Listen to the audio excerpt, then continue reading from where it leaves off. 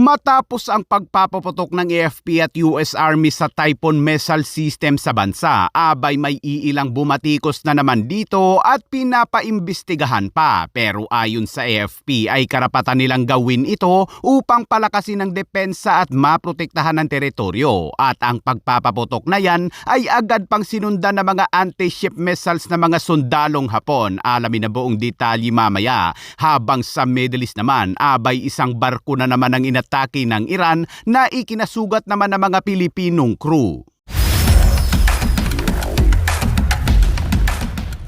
Mula nang dumating sa bansa ang Typhoon missile system ng Amerika, abay halos taon-taon na itong pinupuna ng China at paulit-ulit na nananawagang alisin ang mga missile system sa bansa dahil nakakasira umano ito sa katatagan ng rehiyon. Pero kahapon na madaling araw nang paputokin ito ng US Army, hanggang ngayon ay himalang hindi naglabas ng pagkondina ang China. Pero mayroong iilang grupo at kongresista ang bumatikos dito. Ayon sa grupong Makabayan ay ginagawa umanong playground ang Pilipinas para sa interes ng Amerika. Nananawagan din silang itigil na ang balikatan exercise sa bansa at imbestigahan ang pagpapaputok ng Typhoon missile system. Habang si ACT Teachers Representative Antonio Tino naman ay humingi ng urgent congressional probe sa pagsasanay at nanawagan din itong alisin na ang Typhoon missile system sa bansa. Dagdag pa ni Tino, ang Typhoon missile system ay isa umanong offensive weapons na layong suportahan ang layunin ng Amerika sa pagpapalawak ng puwersa nito para sa posible din umanong pag-atake nito sa China sa mga darating na panahon. Pero ayon sa Armed Forces of the Philippines ay inaasahan na umano nila ang ganitong mga pagpuna sa kanila. Pinapalakas lamang umano ng AFP ang kakayahan at kaalaman nito.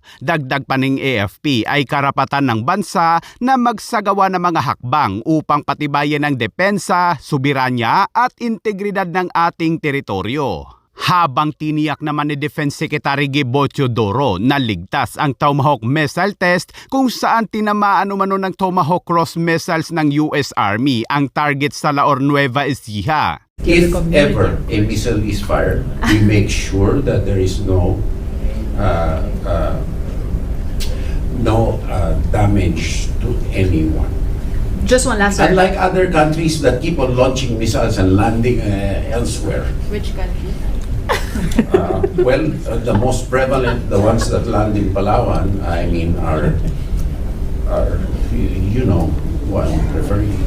Yeah. Marami sa atin ang tila namangha nang paputukin ng AFP at US Army ang Typhoon missile launcher na may kargang Tomahawk land attack cross missiles dahil sa layo ng target nito na inilunsad mula sa Tacloban habang ang target naman ay nasa Nueva Ecija. Ang Tomahawk cross missiles ay napapanood lang natin noon sa mga pelikula at nang gamitin ito ng Amerika sa Afghanistan at kasalukuyang gyera sa Iran kung saan nasa 1,000 Tomahawk cross missiles ang pinakawala ng Amerika mula sa mga destroyer at submarine nito.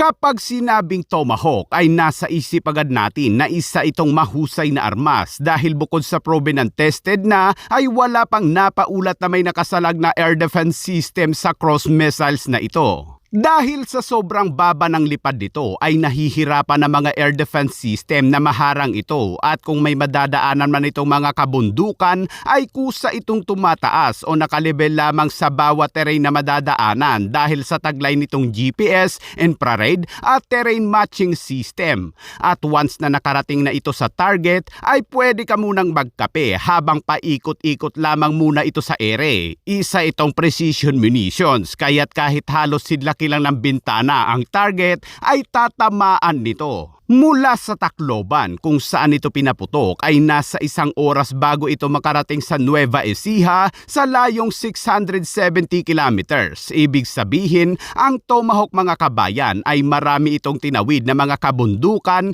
kabilang ang Sierra Madre Mountain Range. Ang Japan ay mayroong 400 Tomahawk cross missiles at sana ang Pilipinas ay ganitong mga uri ng armas ang binibili. Ngunit paano mo mabibili yan kung madaming buwan buwaya ang nakaupo, dadagdagan pa ng mga humaharang sa pagpapalakas ng AFP tulad nina Antonio Tino, Franz Castro, Arlen Brosas, Raul Manuel at Reneco. Marami ding Tomahawk Cross missiles ang nakadeploy sa Germany, ngunit dahil sa mga pasaring ng Germany sa Amerika ay ipupull out na umano ito ng Amerika pati na ang mga militar dito. Pero ayon kay Jan Van Aken ay okay lang naman kung kukunin na ng Amerika dahil bibili naman umano sila ng bagong sandata.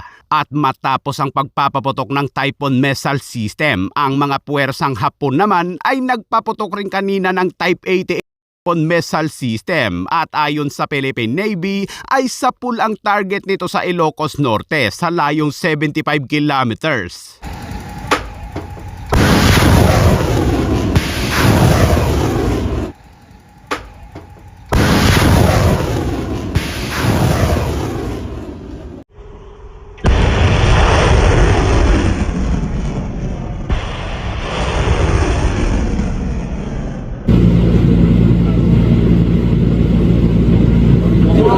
That's it. That's it. Sapul. Pero bago po tayo magpatuloy mga kabayan, ay nais ko lamang pasalamatan ang solid nating tagapanood na si Ma'am Teresa OFW sa Bahrain na nagsend ng $2 sa ating channel. Maraming salamat po ma'am. At sa update naman sa Middle East mga kabayan, galit na galit ang Pangulo ng Iran na si Pezeshkian kay IRGC Commander Ahmad Bahidi dahil sa pag-atake umano nito sa Strait of Hormuz at UAE na isinagawa ng walang kaalam-alamang gobyerno ng Iran. Pangulo umano siya ng Iran at karapatan niyang malaman ang bawat kilos ng IRGC, ngunit hindi umano siya ginagalang ni Bahidi. Ayon sa report ay nanawagan si Pezeshkian para sa isang agarang pagpupulong kay Supreme Leader Mujtaba Khamenei upang itigil na umano ang paglala.